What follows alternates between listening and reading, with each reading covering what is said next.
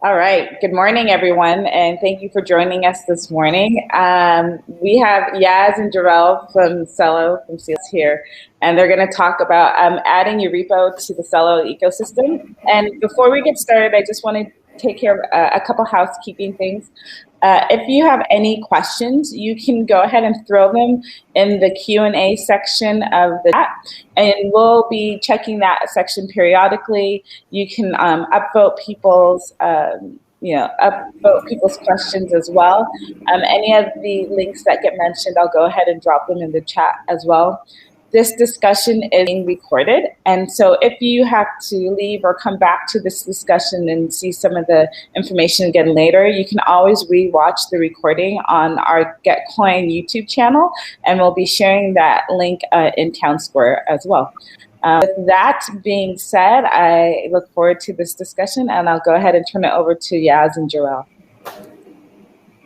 All right. Well, thanks a lot, Gloria. So yeah, this is obviously for many of you, you're in the hackathon, and if you're watching this recording afterwards, you're like, okay, I can add my repo to what I'm doing in GitHub, but what does he mean by adding a repo to like the Celo ecosystem? And I just wanted to introduce a really cool tool that we use and we have, and I can send it in the chat, but I'll also post it on like whatever YouTube video we have afterwards, and so you can have access to it. It's also linked on the main prize for the hackathon itself. So this is called Electric Capital. And Electric Capital, pretty much for our specific ecosystem, is tracking all the repos being built on for Celo and the Celo ecosystem. So everything from the Celo core team, from the C Labs core team, to maybe like the TBTC project we've got going on with Keep Network, everything that goes on with like our Snark setups, but also everything that's been happening with anyone who's building on Celo can add their repositories to this awesome tool. And I'm now going to present to audience my screen. Let's see, let's do this one.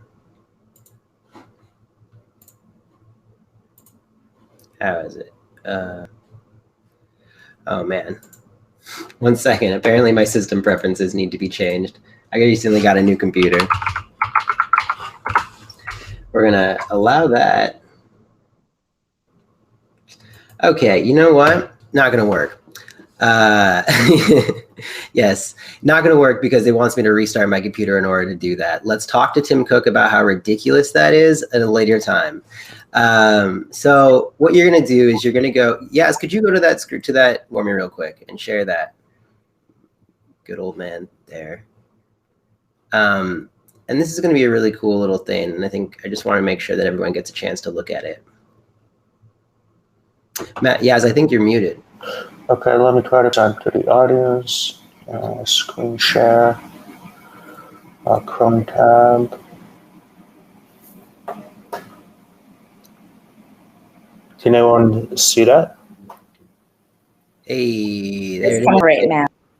All right, cool. Yeah. So, Yaz, if you wanted to zoom us in a little bit, maybe that might be great. Zoom out or zoom in?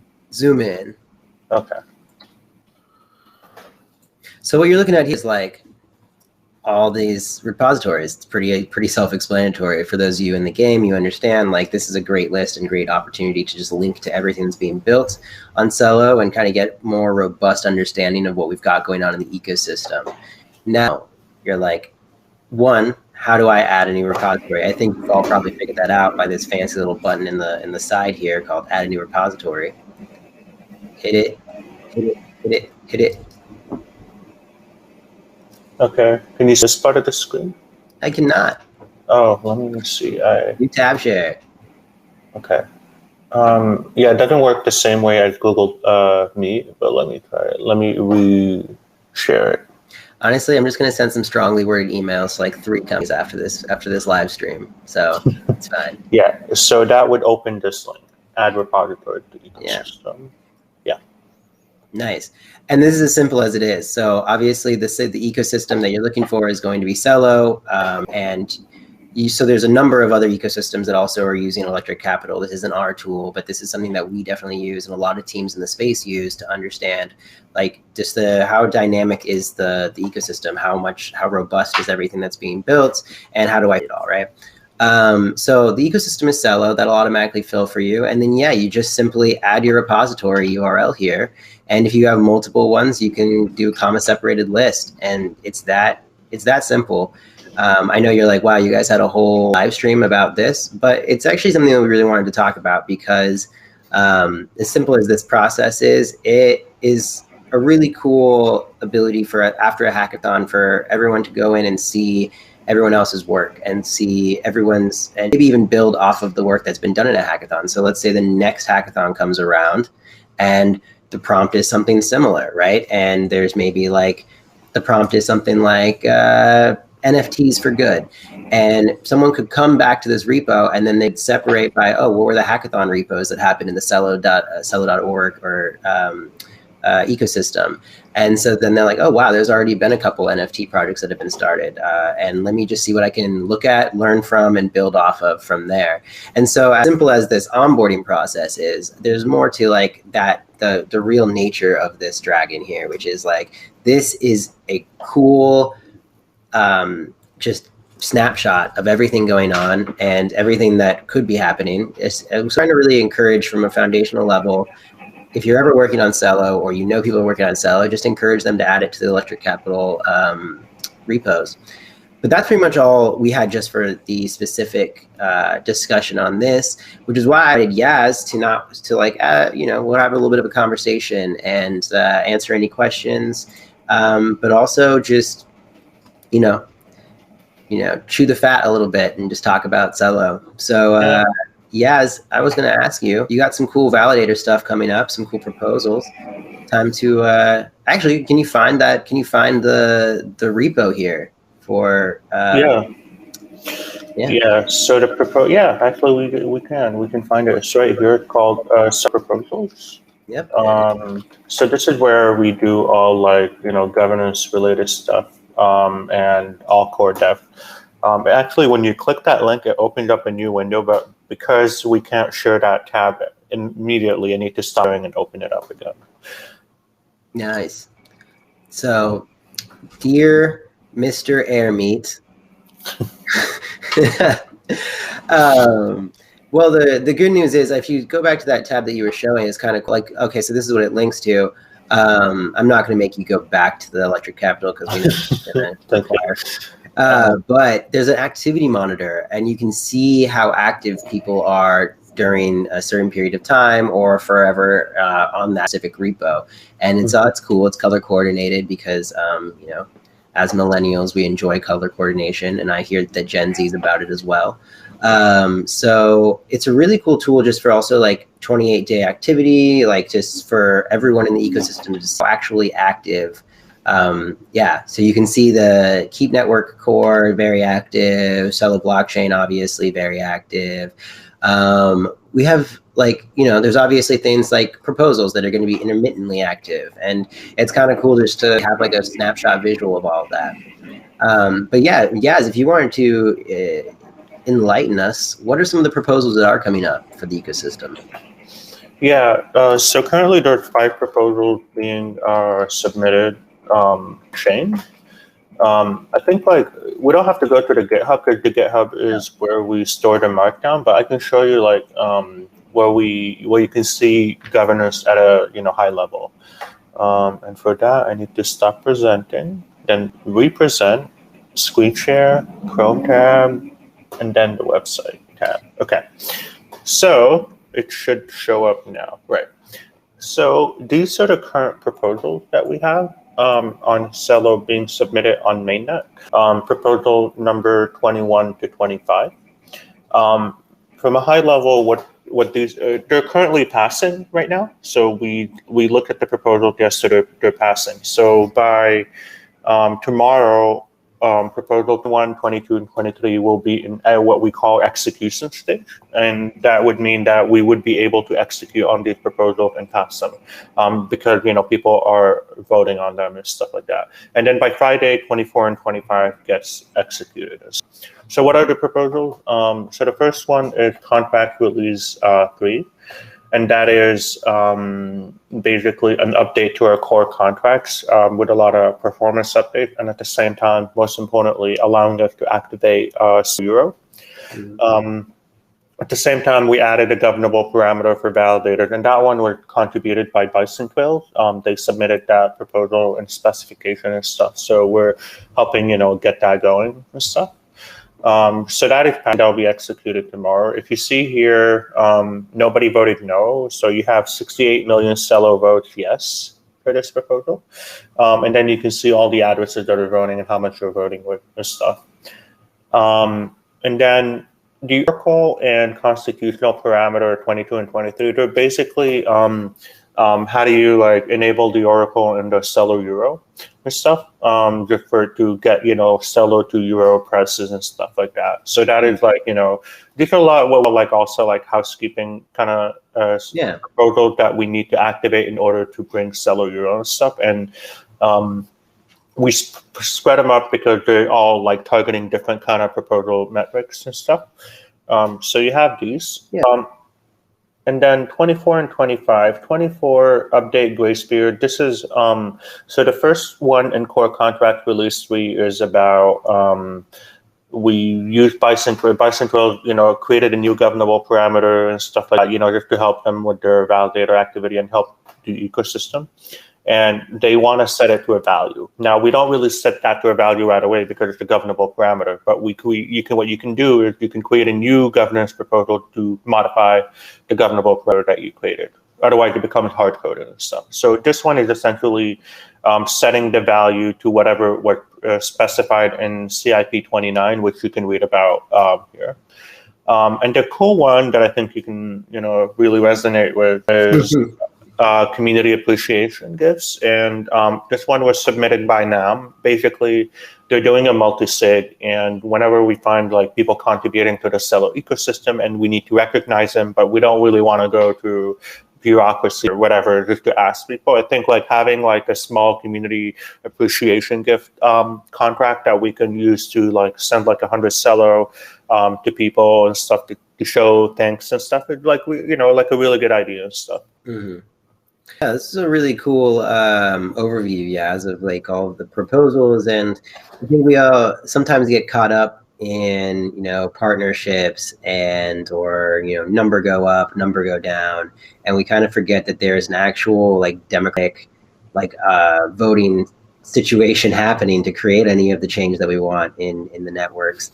And it's obviously not just a Celo thing, but I think that the way that Celo does it, and the way that proposals, for instance, for the Celo, that Oracle proposal is going to directly affect the core reserve that actually creates value for Celo and the Euro and the C Euro, and that whole exchange between the reserve and the stablecoin C Euro is going to be based off of the oracles that are decided on by the community and the implementation that's created by the community.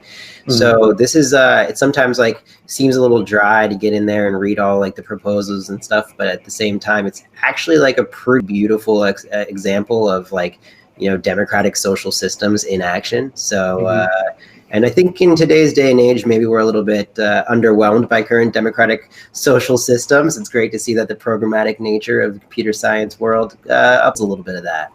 So I just wanted to go back to, let's get into a little bit of another topic. I know we have a couple minutes left here. So Yaz, you've been working on and I actually wanted to remind everyone, I guess it's not really a reminder since I didn't really mention it, but if we get 50 new, I'm going to set the cap there. If we get 50 new electric capital repos, these are full projects with your whole repo added to capital, I was going to say I'll dye my hair pink and or white. which is definitely on the table. But I was supposed to inform everybody, and I'll share onto the actual Twitterverse as well, that Renee and Merrick are down to do a dinner, or like a lunch meeting with people. So I think if we get 50 repos in to the Electric Capital thing, I'm gonna just go ahead and make the guarantee for Renee for Merrick, that he'll come on Air Me and he'll do an AMA and he'll just answer and have lunch and coffee with everybody. He's really excited about like the Electric Capital repos, as we all are. But so my next question for Yaz though is, tell me a little bit about Plumo. I know that you're really involved in Plumo, and I've gotten to jump in on like a couple sessions and see what you got going on. But I just wanted to let you have a chance to discuss what that kind of situation is. It's a Plumo light client ceremony. Yeah. So to give context to people, Plumo is like a zero knowledge snark ceremony, a multi-party computational ceremony. And what does it mean is basically you and a bunch of other people have to show up online at the same time and just start your engines in a way and just start computation and stuff in order to participate in Plumo. Now, but what is Plumo, right? Plumo basically is a really new cutting edge ultralight client, as we like to call it, that would allow us to sync 100 days or so of header of data into one snark proof, right? So while that is cool and stuff for compression and stuff, and for people in emerging nations and developed nations, being able to having to download the entire blockchain node history, it's very time consuming, and if you don't have like good internet connection, it can really impact how you can, as in potentially unbanked person, can interact with that new technology and stuff, and try to prosper and stuff. So because there's a long time in existing client in order to sync, it really killed the user experience for the target that we're trying to hit. So with Plumo, basically we want to make, like, the whole goal is, I think the number's about like 1.7 million times faster but than any other ultralight client, and the idea being that I can sync up like the entire history of Celo in like under a second, maybe, right? And that's the cool thing about it, right? And how do you do that? You do that with a zero knowledge snark ceremony, because you want to have like a distributed participant who can just like basically run a small script and turn on their computer for like 10 hours or like whatever. Like if you have a really strong computer, you can finish it really fast and stuff. But for the majority, it takes about a few hours and stuff. And the cool thing is, once you're done with your computation and stuff, you post the proof that you completed your attestation for the Plumo ceremony, and you're immediately one of the people who are like, part of that ceremony. Zero knowledge snark, you always have what we call a trusted setup, where multiple people doing the computation at the same time to generate those snarks. Mm-hmm. We actually finished round one. Yeah, go ahead. So let me just summary for everyone who's watching and maybe doesn't know all the language like snarks and all those things. Essentially, what's happening here is like you have the headers for. I almost did it. Started using the language. So you have all of the data for the blockchain that's being synced really quickly by an army of super nerds who have. And since I've met many of them, I'm going to say that this is just a really cool fact. They've just all built these massive or really incredibly powerful machines, and they're computing all together in synchronicity and creating an outcome, which is a fast sync for the end user. And a fast interaction with the Celo chain for the end user. And in a lot of cases, our end users, due to projects like Impact Market and like a number of other projects that are kind of in the global south or in the developing world, we're not really trying to make their resource constrained or feature phones have to like do a bunch of computational labor to sync with the Celo blockchain. So we're taking care of that through this kind of side team of decentralized actors and augmenting that labor for them. Did I get that about right? Yes. Yeah, essentially, right. By doing all this computation, what is Snark? Like, what is zero knowledge Snark? Basically, it's kind of like if you ever played. I like to use that example. If you ever played Where is Waldo and stuff, it's basically with zero knowledge Snark, you can prove you know where Waldo is.